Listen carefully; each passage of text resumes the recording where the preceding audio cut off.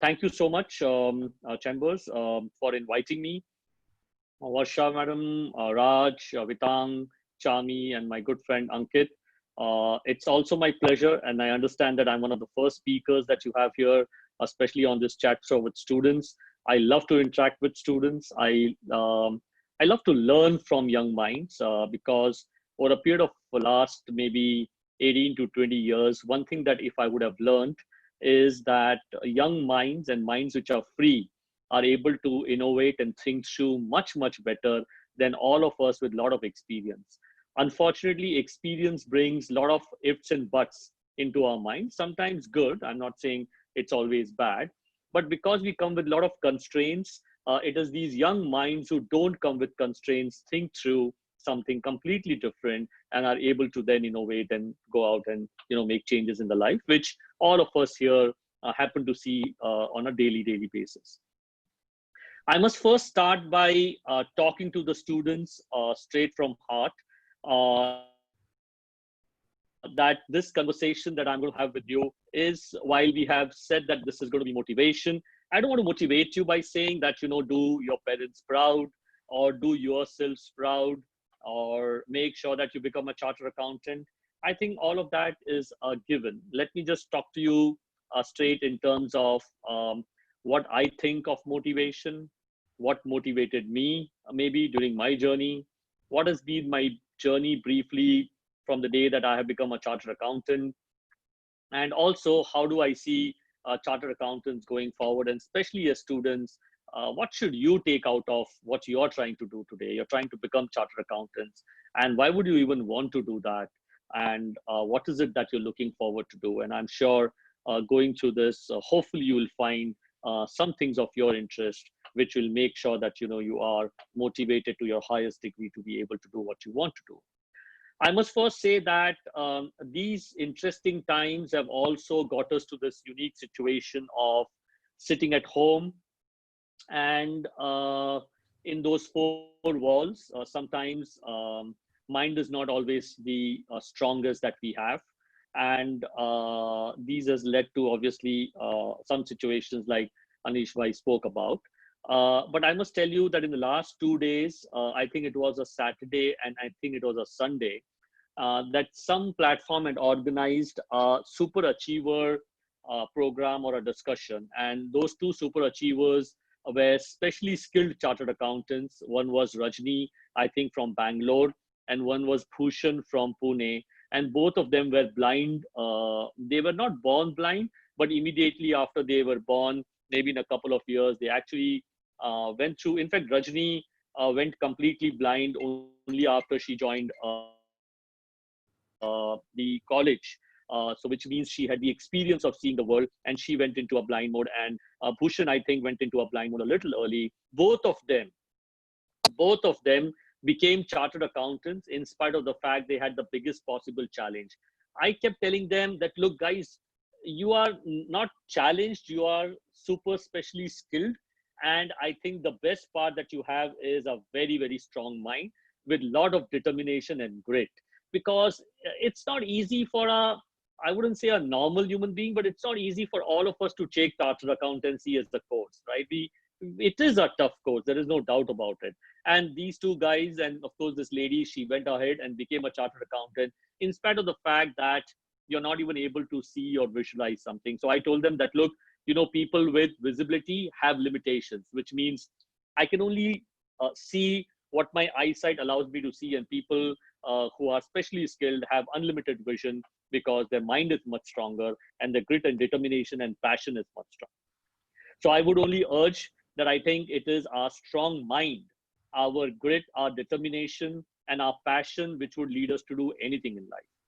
And before I talk to you about the journey, I must tell you also that I strongly believe it is never degrees which matter. It is always skill which matters. And I've shared it in a couple of students' conferences. A small story that I had about myself, and maybe one or two chartered accountants would have probably heard me here, would have heard me speak about it, but at the cost of repetition. A very interesting story. I was in 10th standard, and of course you study very hard because you want to get into one of the best colleges. So I studied very hard. I got around 80, 81 odd percentages at that point in time, long back, 20 years back, which kind of enabled and should have enabled me to get into one of the best colleges. Wanted to get into Nursi Monji College. We didn't have the internet during our times. Went and stood in a queue, which was a 2-day long queue with a lot of rains, especially during these period. Um, when I went into the queue, I found a girl standing right in front of me, started to chat with her. I had got a couple of friends around, spent 2 days, were about to get into the gates of the Nursi Monji College, and the gates closed down on our face. We were just 2 or 3 people ahead of me, and the gates closed and said, sorry, admissions are over. We kind of looked at each other. We told each other that, look, you had the percentages and we had the percentages, and but somebody comes up and says, sorry, everybody, I think our seats are full. I had a friend called Ritesh from St. Xavier's School. He had scored 99%, and we reached out to the all the peons on the gates and said, hey, look, this guy at least deserves to be in this college. Yeah, maybe, you know, we are at 81 or whatever. So fortunately, they definitely pulled in that guy, and he got. I went back home and I was crying for almost 3 days. And I told my parents that, look, I worked very hard. I had the right percentage, but I still did not get into Nursi Monji College. Somebody came up and said, hey, you know what? You play this little known sport. The sport that I used to play was hockey, which is, of course, a very little known sport today. Said, you used to play hockey for school. Why don't you try the sports quota? And I had no idea about the sports quota. I went up to the college, filled a form, and fortunately, after 7 days the college started, I got my admission. I went in on the top floor of the Nursi Monji College, went into a classroom, taken a French division, saw the same cute little girl who was there in the queue with me, sitting in the classroom, and I said, okay, why don't I go and sit right behind her, because, you know, I happen to know her, and I chatted with her. And well, it's a different story that that cute little girl happens to be my wife today. But I learned 2 things before I went into college, and the 2 learnings, and the first one is, of course, a very, very important learning, that the skills and degrees and mark sheets don't matter. Sorry, degrees and mark sheets don't matter. It is the skills that you acquire over a period of time which really matters. So it was something that I used to play and do, which helped me to get into and helped me fulfill my dream of where I wanted to go and which college I wanted to go. It was not my hard work. It was not my certificate. It was not the percentages that I got in SSC. And of course, on the lighter side, the second thing that I learned is don't fall for cute girls, because you'll end up marrying them. So having said this, first realization was a very interesting realization.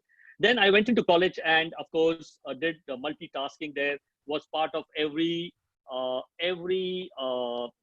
committee, or was a part of every association there, which would help me to hone my skills. Because I got this early in life that just by studying and just by getting a first rank, maybe I would not reach anywhere in life. Not that the first ranks are bad, not that you should not strive for the first rank.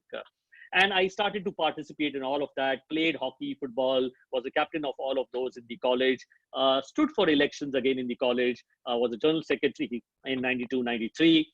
That really helped me to understand world, A, B, network, C. When you're doing something, professors are talking to you, principals are talking to you, which means you also move up the maturity curve a little faster, because you have senior people talking to you, organizing something, all of that. And that is why I keep encouraging all the chartered accountants that you see here, and volunteers of the chambers, that this platform not only helps you to serve the others, but it also helps you to serve yourself, because this is where you learn from. And it really helped me to learn a lot during the college times from all of the experiences around, and go up to the university, fight for some student causes, and so and so and so forth. And in all of that, we also had to study. So comes the interesting part. Most of the time you're fooling around in college, but when it comes to exams, we should literally get lost for 2 or 3 months, make sure that we are sitting at home and we compete with the best and come up with the flying colors or the percentages that we think we should be getting if we would want to do something interesting and meaningful in life, which means there has to be a place in life for just about everything. While you're studying, you're doing your learning, you're taking part in politics, because politics is also a way that you articulate yourself. you have your thoughts on the table, and you're also playing for the college with the sports, so on and so forth. So that was a very interesting journey. I did my costing, as you would know, that I'm a cost accountant first. But here comes chartered accountancy. When you're doing so many things with chartered accountancy, it's never very easy, right? Because you're multitasking and you tend to get defocused. So came my first attempt of inter. I was studying, and suddenly I get up there in the morning and I tell my parents that, look, I don't think I'm prepared, so I don't want to go for the exams. My parents come back and tell me, hey, how does it matter? Try and give one. I'm sure you'll pass one group. I said, no, I would want to focus on both the groups, go back home, and I will study for it, but I can't go for my attempt. Nobody really pushed me. They gave me all the freedom, and I actually missed an attempt. I picked up the next attempt. I lost my rank by 2 marks. Made sure that I focus. The chartered accountancy course deserves focus. It deserves a lot of perspiration, perseverance in life, because the course is articulated in that manner. Had my attempt with the CA final, and same story. I chickened out in the first attempt. Again, I said I don't want to give it. Went back in the second, make sure that I write my papers. I take all of these 8 papers together, cleared all the 8 together, and became a chartered accountant. So I think we all have our ups and downs. We all have our wins and misses. Doesn't matter, because I don't think the life ends in 1 year, 2 year, or 3 year. Life always continues, and you're able to ease out and you're able to smooth out the curves, maybe over a period of time, and then reach up to friends. Now comes the difficult part. You're a chartered accountant, and everybody that I met said, hey, why don't you go and work for a big four, or why don't you do this, or why don't you do that, and so on and so forth. And all my friends were, of course, by that time already working in the big four, and they had some good fat salaries, and we had this interesting company during our times, Arthur Andersen, and lots of us from college were part of the Arthur Andersen, all my friends, and getting some huge salaries. Arthur Andersen used to pay very well during those times, and my parents and my brother used to come and say, hey, why don't you go and work? Why are you just sitting at home and trying to do something? I said, no, look, I would want to do something on my own. I would want to start something on my own. So I would rather take a step back and think through what I'd like to do and how I'd like to do that. And my first try came with practice way back in 1998-99. And I thought, what should I do which my other friend chartered accountants or practicing members are not doing? And the first thing that I started with was to do project finance. Any chartered accountant you would see would like to do tax, audit, project finance, and all of that. And going in the same line and thought process, I said, why don't I do project finance? And I actually started to do project finance. I didn't have a single client. Went back to my network in the college, went back to a friend who was an industrialist and said, hey, would you want to take some loans? And, how is your company doing? What you're doing? He said, look, I have a lot of senior chartered accountants. My father has a lot of senior chartered accountants, but I'm happy to give you an engagement if you think you'll be able to do it. So the first thing that I said was, okay, why don't I get you an X amount of money? It came out to be some 30-40 crore rupees way back in 1999. And he always thought that I could never do this. His father thought I could never do this, because there were always this string of senior chartered accountants who were always working with them, and they were helping them.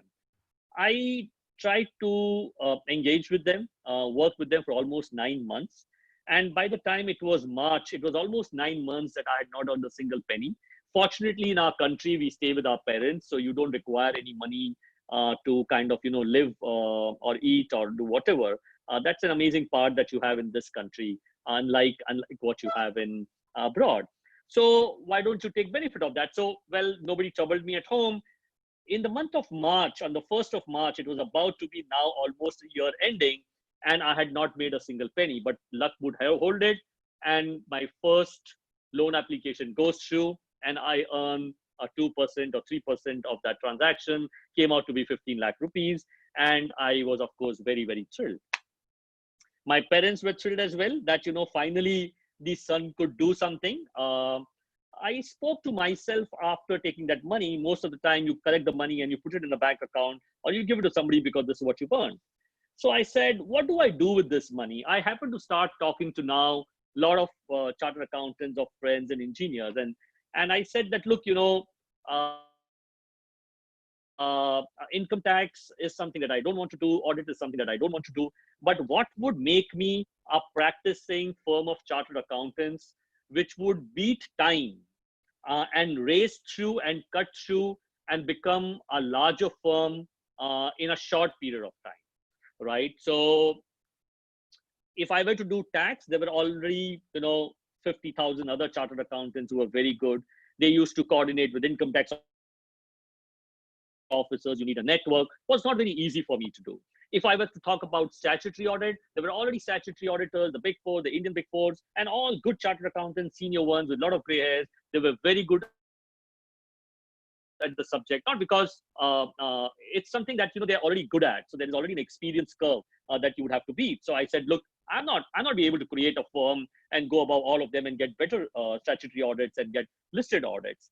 So I said, what is it that one should do that other chartered accountants or other Indian firms, maybe if the international ones are doing, the Indian ones are not doing? And a couple of them told me that, look, it's very interesting for you to look at technology audits, risk management, way back in 1999 when the subjects were still evolving. And I thought to myself that, look, does this subject look really interesting?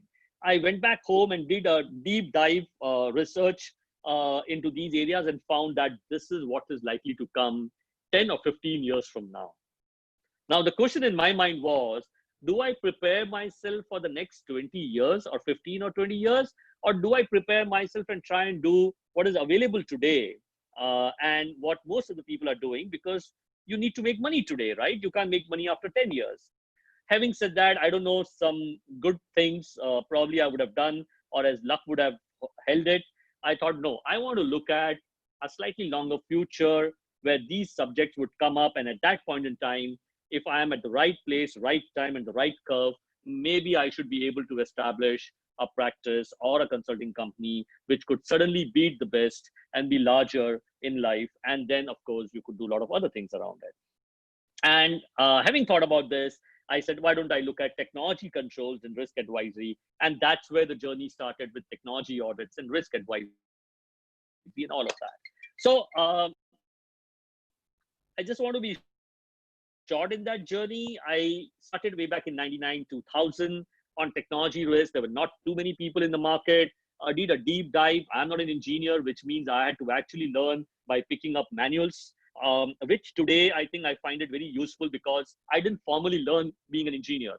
I learned being an engineer through manuals and books and doing something. So again, I go back to my old example that I think skills matter and degrees don't matter. So much so that today, if any engineer were to debate or discuss with me cryptography or cybersecurity or technology or maybe a Java code, I'm able to talk about it. I'm able to break them into pieces. I'm able to think through it and so on and so forth. So again, coming to that fundamental issue about ensuring that you acquire skill by doing rather than by certificates and mark sheets really came in handy to me once more when I started to do my practice. We started off with 3 odd people. Now, here comes the first 15 lakh rupees that I earned. The easiest for us chartered accountants normally is to go back and invest in properties or stock markets and then let the money grow. I thought that's not going to help me if I want to build an organization. And I thought, why don't I invest that 15 lakh rupees in hiring 3 chartered accountants and creating a team around it. Now, is that so easy to hire 3 chartered accountants? I didn't even have an office. So the first thing I went to do was I went to Barista, which is very close to my house in Andheri West. And I used to call a lot of chartered accountants for interviews there. And I had to convince chartered accountants to be able to join me. And I reached out to the best colleges in Bombay, NM, Sidney, all of Podar, and tried to acquire these 2 or 3 chartered accountants. Fortunately, there were 3 chartered accountants who thought that, what Anil is saying looks interesting, fascinating, and they joined me. And I had 3 chartered accountants, and I made sure that the 15 lakh rupees that I collected made sure that I would have some money for their salaries. Now, having started on the systems audit journey, the first thing that somebody asked me was that you don't know systems audit. You're actually learning systems audit. Second, which is fine, but do you have a team out of nowhere? you have a team to do something like this, because alone you would not be able to do anything which is interesting. Fortunately, I had already invested in a team by that time. So I said, yes, of course, I have a team. I made those 3 or 4 guys stand up right in front of me and said that here is our team and we can do anything that you would want us to do in technology. Of course, we would have a learning curve, but we would love to do that. And luck would have it. This gentleman thought that, we were really up to it and we would really take up the challenge, because he saw a lot of determination and fire in us. And that started our journey on the technology audit front. And we started with 3 odd people during 2000, roughly around 2000. And as luck would have it, sometimes when you're trying to do the right things also fall into place. And the first technology engagement that we had was from nothing else but like a bank like ICICI Bank. And there we made sure that once we were doing something, we would try and catch it by the neck and try and make sure that we learn as much as possible, as fast as possible. And I think we really grew from there, from 3 people to 10 people to 30 odd people in information risk management and so on and so forth. Kept investing all the money that I made for the next 5 years back into practice. I never gave a single penny at home, not that my parents complained about it, but made sure that I didn't take a single penny as salary, but kept hiring more and more people, more and more people, more and more chartered accountants, and maybe also engineers and MBAs put together. And by making sure that I did that, I had a lot of cash in my hand to make sure that I invest in good teamwork. And now that comes to the second lesson, that you need to have a good team. You need to create an organization. It's not practice, it's not audit firm that you're trying to create. You're trying to create an organization. Organization only thrives when you have employees in the organization, people trying to do work for you. And I think probably a right thing that I did at that point in time. And I kept investing in people. Similarly, we kept investing in new verticals. So new age verticals like telecommunication, new age verticals like payment systems, new age verticals like BPOs, KPOs, their technology, and so on and so forth. So just to kind of summarize the story, from 3 odd people, today we've grown to 700 odd employees, and we run one of the largest, not the largest, but one of the largest technology audit firms, one of the largest risk advisory firms, not only in this country, but I think we service almost the entire Middle East, Africa, and Asia Pacific, and hoping to service Europe and the US markets as well. Now, having done all of this, let me just take another maybe, Vasha Madam, please do give me a time check. Because I might just land up continuously speaking and overshoot my time. But that doesn't end. See, once you build an organization, you need to make sure that the organization continues in perpetuity. What I mean is, you don't create an organization which ends with you. You should never be the bottleneck within an organization. So we made sure that we hired vertical leaders, made sure that we hired vertical leaders from the industry, from the Big Four, and so on and so forth. And eventually created a good team. From here, we actually went a little deeper. So if you would have read what I do today on a daily basis, I've actually moved on from systems audit and risk advisory, and I've gone a little deeper in trying to understand cybersecurity a little more granularly, sitting on the machines, sitting on the servers. And I'm happy to let you know that I mentor also a large technology company, a product company, which is an innovator today, called Archon, where I'm kind of mentoring them for their technology. And there we have mentored a cybersecurity product, interestingly, which compete with the Israelis and the Americans. And we actually come in the leadership quadrant all across the world. And we sell, and this organization actually sells a cybersecurity product which runs the data centers right from Japan to Europe to USA. And I must tell you, the largest of the banks in this country, the largest of the banks run on our cybersecurity product. Every access to the data center is controlled by the product. The largest of the banks in the Middle East run on that cybersecurity product. The largest of the banks, payment companies, telecom companies in Africa run. The largest of the banks from Malaysia to Indonesia, all the way to Philippines and Japan, run on the product, where the data centers are as large as 50,000 devices, 100,000 devices.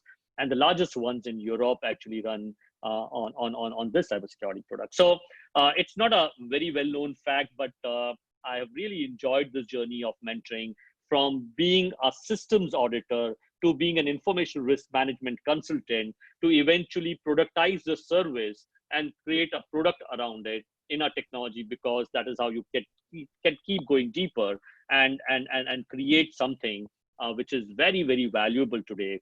All of our competitors are valued at more than $4 billion, $5 billion. So that is the size and the scale of valuation that we are looking forward to achieve, hopefully, touch wood. But whether we achieve or not, it's a sense of real great feeling that we didn't understand technology, right? Today, we actually argue, debate technology with the best in the world. So that comes to my last lesson that probably I learned as being a chartered accountant, that with a chartered accountant, I think you could just beat about and do anything that you would want to do, because we have gone through that grind. Sona kaise banta hai, wo uske upar, I mean, you need to have a lot of passion, grit, determination, and then finally you evolve into a gold bar. And chartered accountancy is something that enables you to learn and have that patience in life to even go through maybe manuals and read through engineering manuals, and then go and try and see if you could do something interesting in the world. So that has been the journey in the long and the short form of it. And I enjoy every moment. I have been working for the last 20 years on Sundays as well. Not a good thing to do for all the students. I'm sure we should enjoy our life, but sometimes it's passion which overrides what you want to do. But I keep taking interviews and I keep meeting up young chartered accountants or students on Saturdays and Sundays and talking to them and learning from them and understanding if they have some fantastic ideas, and help them to, or mentor them to implement those ideas and execute. Believe me, everybody has ideas. Execution is very important. So all my students here, I think, make sure that you trap your ideas, make sure that you have execution plan around it. Finally, I think for the students, because you're likely to have faced the situation of your exams coming up and you having a moving target, right, from a May to a July and now to a November, if at all you're giving your chartered accountancy course. I have only 2 or 3 things that I would want to talk to you about. The first thing is, I think please never lose focus. Chartered accountancy exam, if it requires anything, is only pure focus and nothing else. Actually, if you look at it, it's a pretty simple exam, as long as you're focused and made sure that you have covered your periphery very well. I had always initially focused on getting the fundamentals right, which means I went to books. But my suggestion to you is that if you have time, please make sure that you go to textbooks. If you're running short of time, make sure about one thing, that the study material given by the institute should definitely be finished at least once, if not twice, before you go in for your exams. And this moving target must be, I'm sure it would have given you an opportunity to go through this course curriculum at least twice. Of course, when there is a moving target, there is also some kind of sense in our mind that I don't know what's going to happen. Should I study? And you lose concentration. My, again, suggestion to all of you is it's okay. It's okay to go for a movie. It's okay to party. It's okay to do a lot of other things. But please do ensure that when you're doing your chartered accountancy, focus on what you're doing, because this subject or this course requires focus in life, unfortunately. And it's only asking you that little bit of your time during this next 1 or 2 years. And if you happen to invest it right, I think I must only tell you that there are only 1.5 million chartered accountants across the world. I've said it in 1 or 2 conferences. How many? There are only 1.5 million CPAs or chartered accountants across the world. So if you take the CPA Institute, if you take the England and Wales, if you take the institute, not more than 1.5, 1.25 or whatever. If you become a chartered accountant, your success is a given. You don't really have to struggle. Why? Because out of 7 billion people in the world, there are only 1.5, 1.7 million people who are CPAs and chartered accountants. And finally, if you're looking at this course, I think you should, this course has been structured, a lot of focus with auditing and accounting. Please change your focus. I think when you become chartered accountants, please make business orientation your focus, business goals your focus, becoming business leaders your focus. Believe me, you will enjoy your life. Every day that you work is going to be fantastic. If you just rewire your mind that I'm looking at being a leader, I'm looking at being a business leader because I understand what risk is, I understand what law is, I understand what accounting is, I understand what financial management and so on and so forth. You are really in that position to think through all of that. So I think the long story and the short of the long story is, I think you're at a wonderful juncture. These are wonderful times. Yes, there is a small speed bump that all of us are going through. But I think as a country, geopolitically, we are in a right situation, which means once you become a chartered accountant, nobody's going to be able to stop your progress.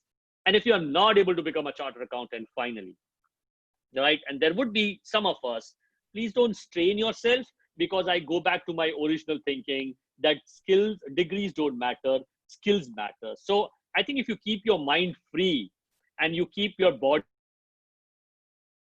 free, I think all of us should easily become chartered accountants without any pain. And even if you're not able to do that in the first time, doesn't matter the second time. Just make sure that you don't lose your focus and make sure that you have one of the strongest possible minds, because chartered accountants are a strong mind.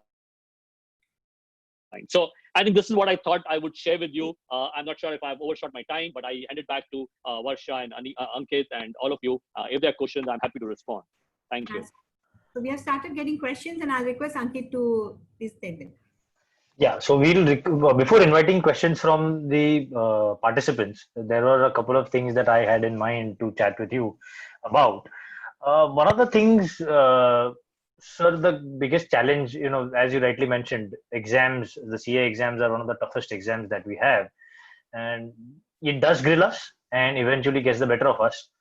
But I don't know if there is a way where you can say probably after a 3 or a 4 attempt, sometimes people have been giving 5 attempts, 10 attempts.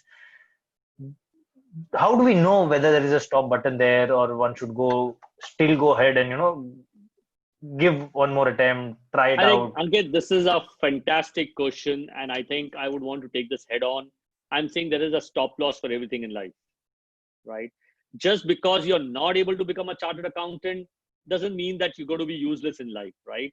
I'm saying most of the entrepreneurs that you see, Ankit, today who have done successfully well, are half the time moving out of the college even before they finish the college.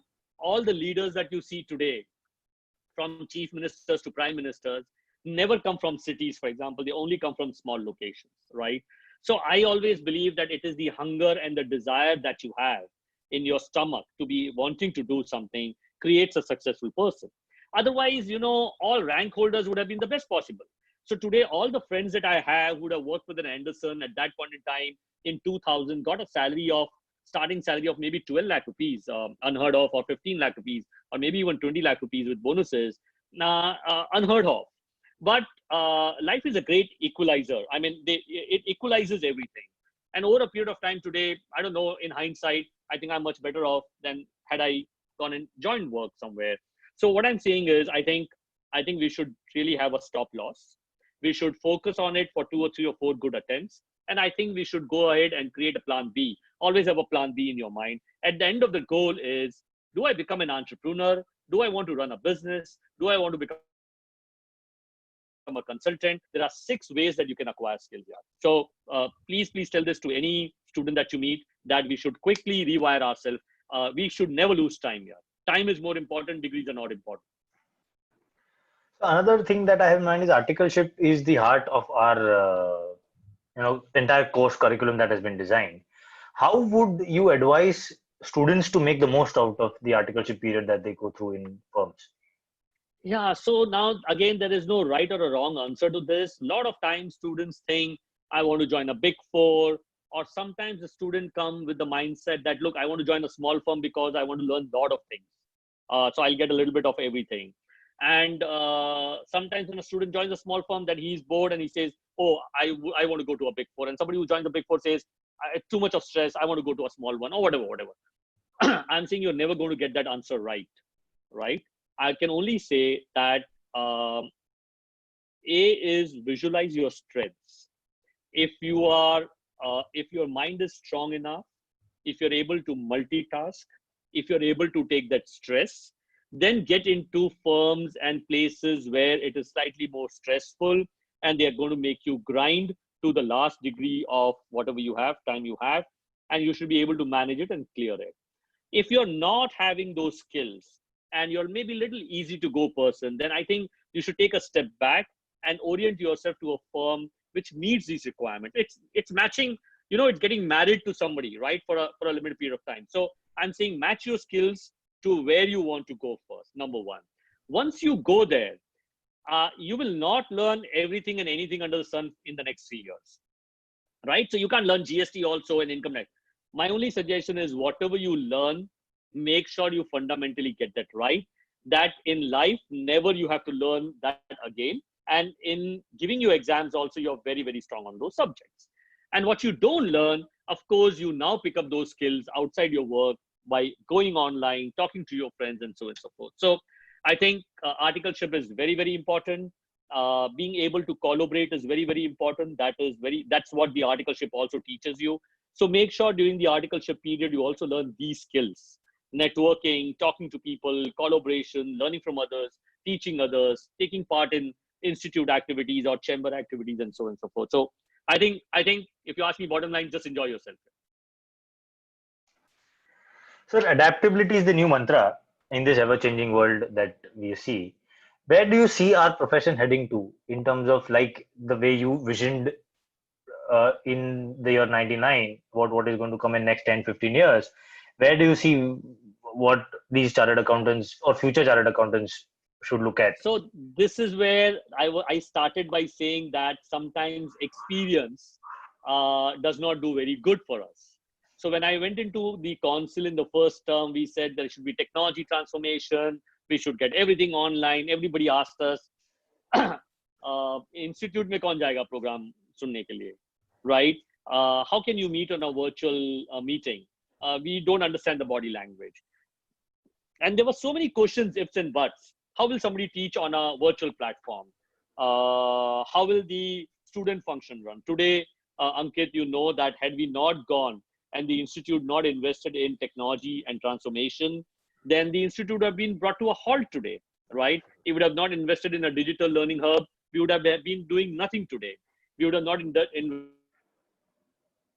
in a digital 100% checking or testing softwares. We would have been nowhere today. And a couple of us suggested that even the exam should be online, Ankit. And I foresee in the next 10 years, our chartered accountancy exam being an open book exam taken online and at any point in time that you would want to take. Why wouldn't this happen? Why shouldn't this happen? Like, we are not trying to test your physical skills, yaar. कि मतलब तुम 50 घंटे पढ़ के आए हो और अब तुमको चार्टर्ड बनाना है. We are trying to test your mental skills. So there are a lot of ifs and buts which comes in adaptability. I think it is a question of getting mature enough to understand that what is likely to come in 10 years, adopt it, and make sure that you're ready for that. So I want to end this by saying that I'm not saying this, but the best of the analysts in the world, the Economic Forum, if you do a Google there, and even for students, the highest impactful item of technology revolution and digitalization is going to be accounting and auditing. Which doesn't mean that accounting and auditing is going to close tomorrow. What it means is that what you're doing today and the way you're doing today is likely to go through a complete change. Is that an opportunity or a threat for young students or chartered accountants? I think it's an opportunity, right? It's a great opportunity for young students and chartered accountants because they can, let me put it this way, कोई चीज जब नहीं आती है ना, तो जो first 5-6 साल है, you get to make the most of the money in the first 6-7 years whenever a new thing comes in the market. So can you imagine a set of students who become chartered accountants who are able to acquire these new interesting skills of artificial intelligence, machine learning, using technology, may not be necessarily coding. They would take the best benefit in the next 10-15 years because they would be the first ones to be able to delve into it. And after 15 years, it's going to become a routine. Like an iPhone is a routine for a 2-year-old. He knows better an iPhone than I can use an iPhone or an iPad today, right? So for me, I'm actually at a loss. So I think, Ankit, adaptability, good time to market, making sure that you don't lose time, and speed is of essence is very, very important today. That's what the students have to keep in mind. So lastly, I would like to go to the emotional quotient.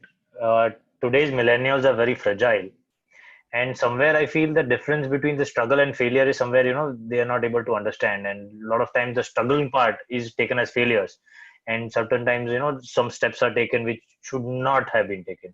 So what would you have to say on that part of it?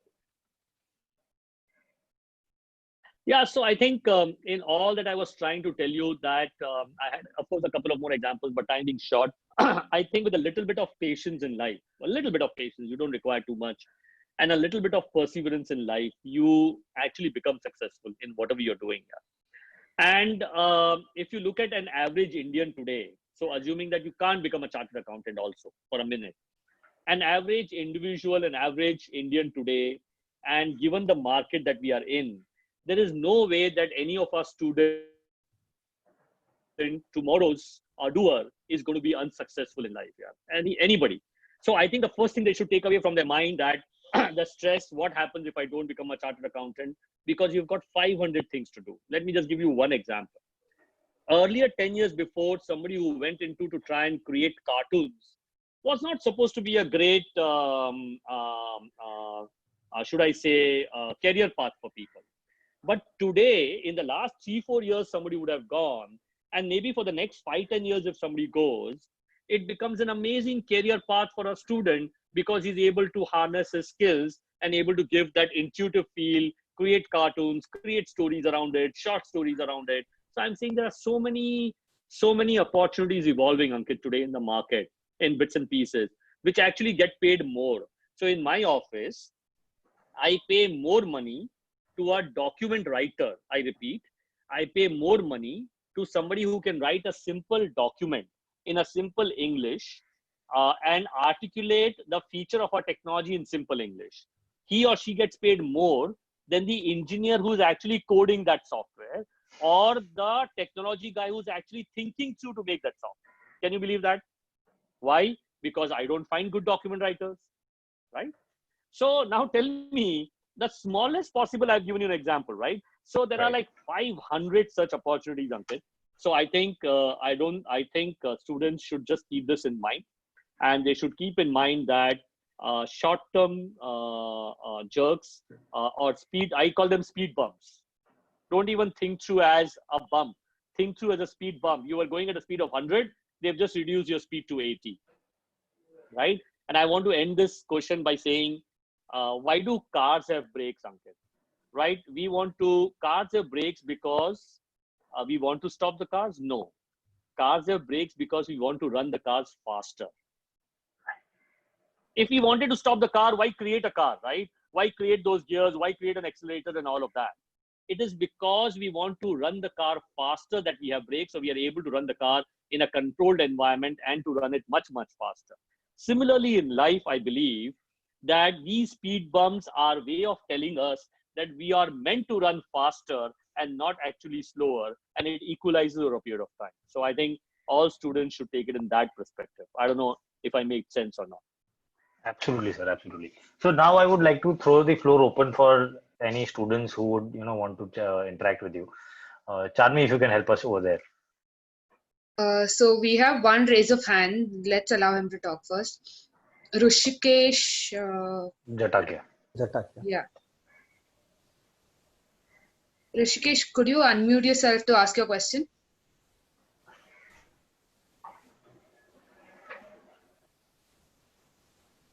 Okay, let's take up Rahul Talreja. He's just raised his hand.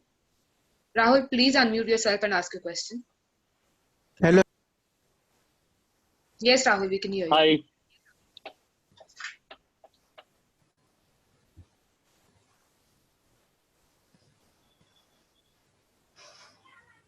Rahul is off the grid. Yeah, there he is. Yeah, Hi, Rahul. Hello. Am I audible? Yes, Yes, Rahul, you you are. are audible. Sir, I wanted to know your views and throw some light on the integration of AI in our in the chartered accountancy field.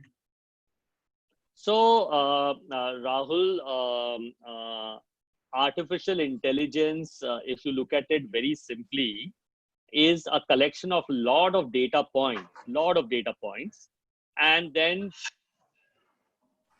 turning these data points into what people have been thinking or doing, or what machines have been thinking or doing.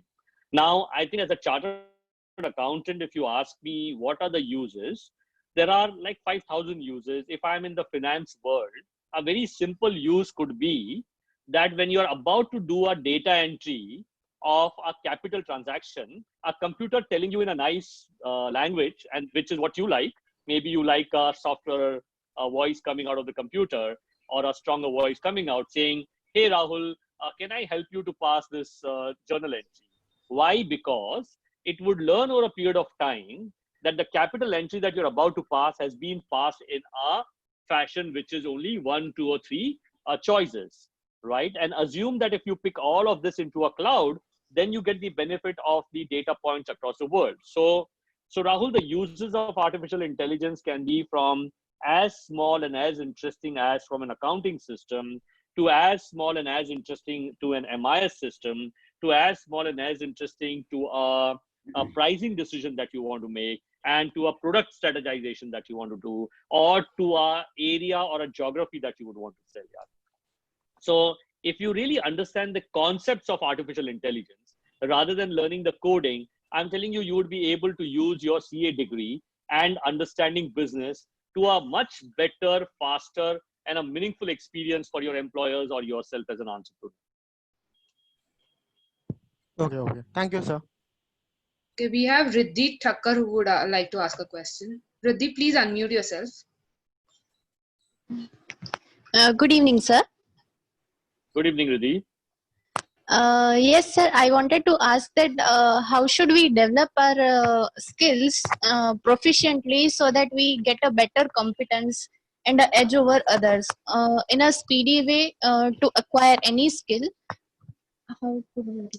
If you really have the determination to do this, Riddhi, then the only suggestion I have for you is make sure that you read all the newspapers in the morning, number one, because they teach you knowledge at 60,000 to 80,000 feet, which means you know the direction that the world is heading into most of the time. And if you really want to take your skills to a little more granular level, then you need to figure out how are you going to be different compared to your friends, for example. What is going to be that edge that you want to have? And then if you take yourself a little down, you should in your heart try and assess what your skills are. But just because I want to learn and I want to go to space, or I love Elon Musk, I cannot build a rocket, right? So you need to go and understand what is your skill sets and what you can marry your skill sets with. Once you understand those 3 or 4 areas, and I'm not saying you'll get only one, you'll get a choice of 3 or 4 areas. Make sure that you use Google to the best possible advantage, and go through and do your learning courses on that. That could be time pass courses. Do it when you're very free. Just understand it, listen to it, and believe me, just by listening, by the time you become a chartered accountant and come out, you would be 60-70% there. And the balance 20-30%, you really need to then go granular. Say, for example, if you want to learn artificial intelligence and machine learning, maybe you can go and learn Python for all you care. It's not very difficult, right? And it's only logic. Writing a code is only logic. Once you understand Python, you will probably understand how do you use artificial intelligence a little better. That's all. But otherwise, you have to use your commercial sense. I'm not sure if I made sense there, Riddhi, but I think these are a couple of things that you could do. Okay, thank you, sir. I got the point. Pleasure. Next, we have Mansi Thakkar. Mansi, could you unmute yourself?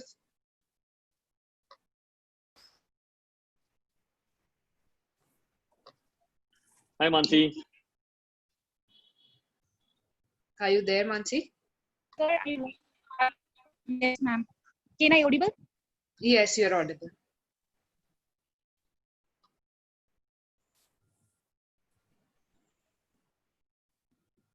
Mansi? You're not able to hear. I think she's facing some network issues. Hello, sir. How can we concentrate during study? I think she's Hello? put her question in the chat box as Am I well. audible? Mansi, I'll just put forth your question. You have put it in the chat box as well. How do you increase the concentration while reading? Her question is that. Yeah, so very wrong person to ask this question, because I do a lot of multitasking, right?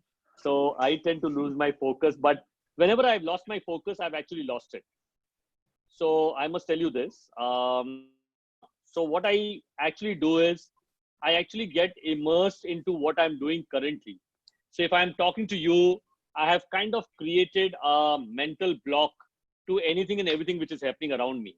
And you normally are able to do that when you're very passionate about something. So when I come in the morning and if I want to do a tech meeting, I literally close my ears. I mean, if somebody's coming and saying, I'm saying yes to somebody, right? But I'm not even listening to him or her, right? I will go back to that person later and say, I'm sorry, you were saying something. Maybe I didn't get it right. Could you please tell me again what's happening here?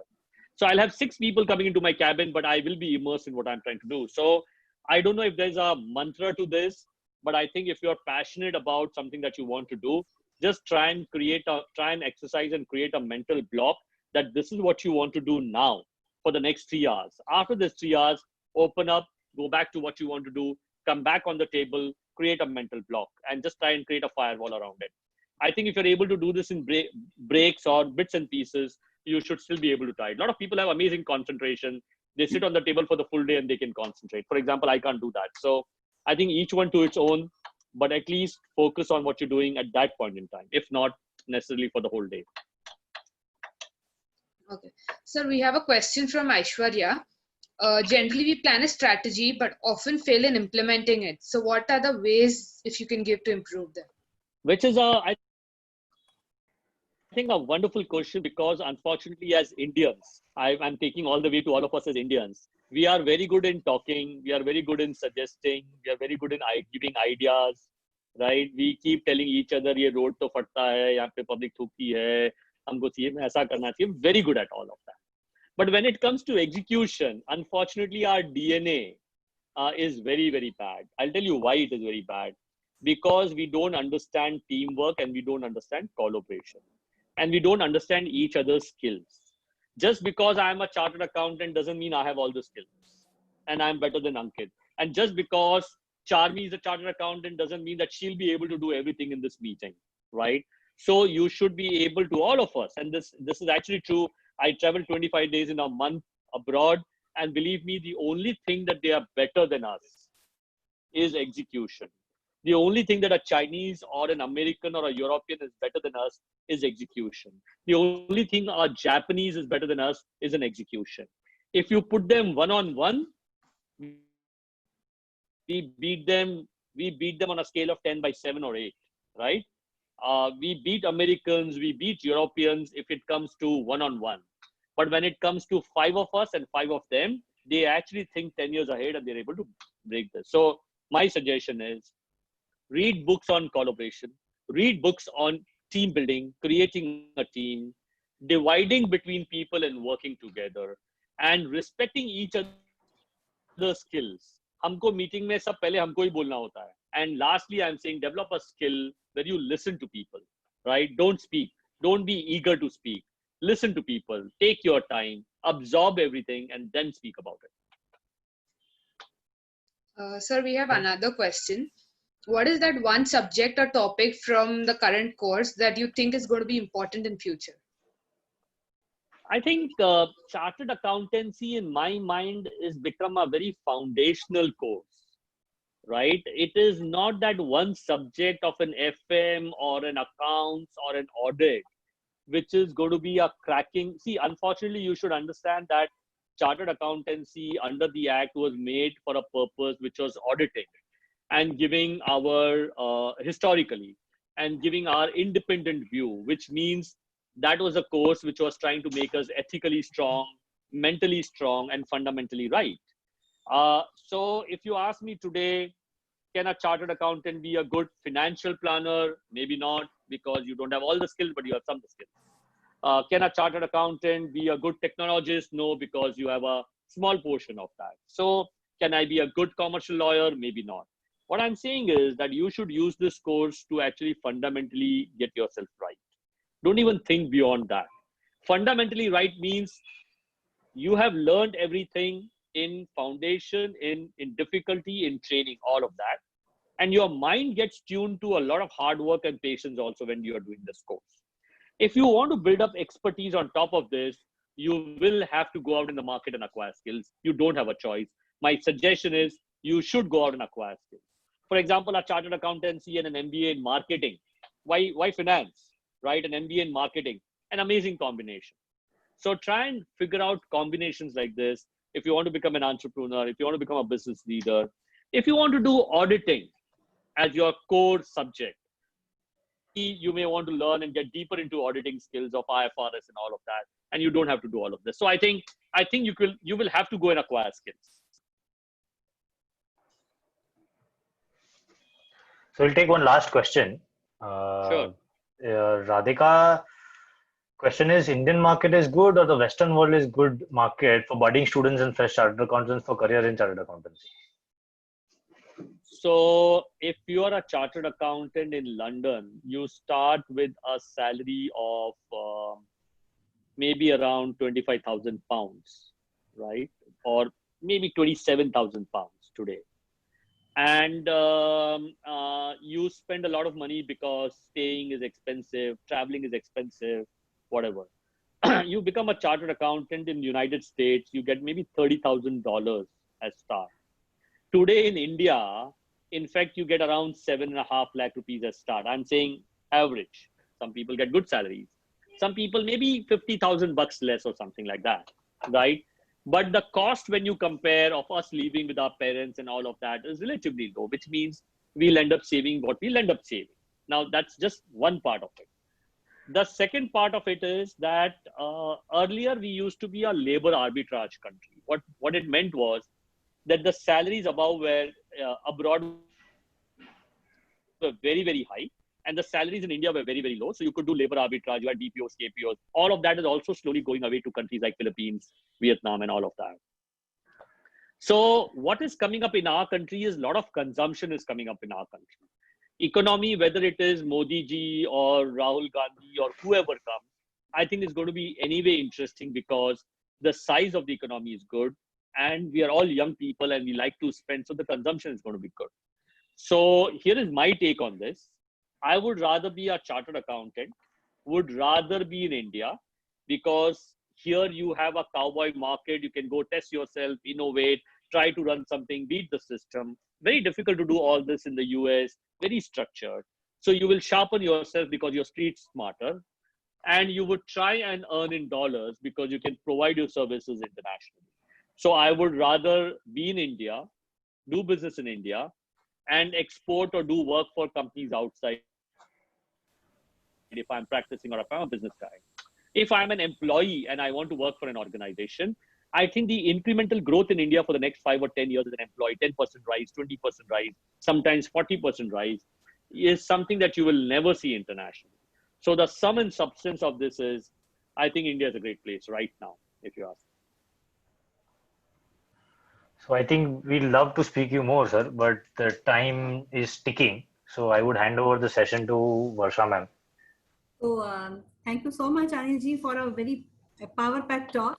In fact, the whole thought of having this kind of students who are on leave exactly, and as you said, going through the interesting time, came to my mind because I just gave a random call to one of my students who's on a very long leave and just spoke just casually, but he said इतना अच्छा लगा कि किसी अलग से बात किया, कोई अलग topic पे बात किया. He was so happy. So my one call to one student made such a big difference. Then I thought if a motivational talk for 1 hour would really make a big difference to many students and encourage them in a big number. So that was a idea behind it, and you really make that thought come true. So thank you so much for being with us and sharing your experience, your journey, which is very challenging, commanding.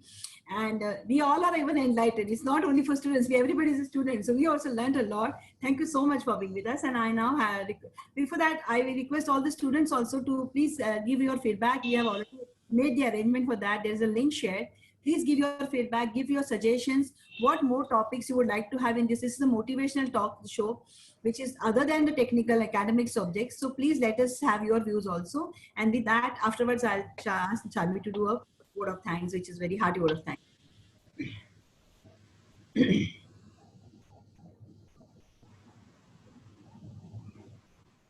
Charmi, over to you. We'll give them a couple of minutes to just respond to the form. Sure. So I must tell you in that meanwhile, Varsha madam, I think this has been really good that you've started this series. It not only adds motivation, but I think I call it as gaining experience from by rubbing to somebody's shoulders. You know, when you rub some shoulders, you gain some experience. So for students, if they want to gain some experience faster, I think this is a wonderful way that, you know, you've created this. So I think congratulations to all of you. It's a very good thought. And I think this would go a long way